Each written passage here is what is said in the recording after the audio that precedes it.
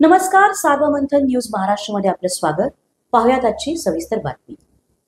अहिल्यानगर जिल्ह्यातील राहुरी तालुक्यात असलेल्या चिंचोली येथे एक धक्कादायक प्रकार समोर आला. उसने दिलेले पैसे मागितले म्हणून एका 50 वर्षीय इसमाला शिवीगाळ करून मारहाण करण्यात आली होती. यानंतर राहुरी पोलीस ठाण्यात गुन्हा दाखल करण्यात आला. पोलीस चौकशीसाठी घरी गेल्याने त्याची धास्ती घेतल्याने संपत भोसले या 50 वर्षीय इसमास हृदयविकाराचा तीव्र झटका आल्याने त्यांचं निधन झालं. संतप्त झालेल्या नातेवाईकांनी मृतदेह पोलीस ठाण्यात आणून संबंधितांवर व मयतावर दबाव आणणाऱ्या पोलीस कर्मचाऱ्यांवर सदोष मनुष्यवधाचा गुन्हा दाखल करण्याची मागणी यावेळी करण्यात आली. पोलीस ठाणे परिसरात काही काळ तणावाचं वातावरण निर्माण झालं होतं.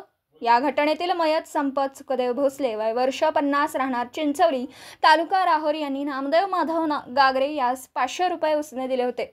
24 ऑगस्ट रोजी संपत भोसले हे नामदेव गागरे यांच्याकडे उसने दिलेले 500 रुपये मागण्यासाठी गेले, तेव्हा नामदेव गागरे यांनी संपत भोसले यांना शिवीगाळ करून मारहाण केली.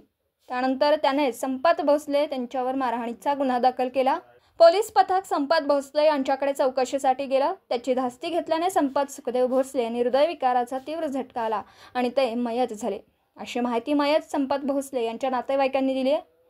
काल 28 ऑगस्ट रोजी संपत भोसले यांच्या मृतदेहाचं शवविच्छेदन करून नातेवाईकांनी मृतदेह थेट राहुरी पोलीस ठाण्यात आणला आणि नामदेव माधव गागरे यांच्यावर सदोष मनुष्यवधाचा व ॲट्रॉसिटी अंतर्गत गुन्हा दाखल करण्याची मागणी केली.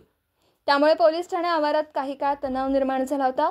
यावेळी संपत भोसले यांचे नातेवाईक व काही सामाजिक कार्यकर्ते यांनी पोलीस निरीक्षक संजय ढेंगे यांच्याशी चर्चा केली.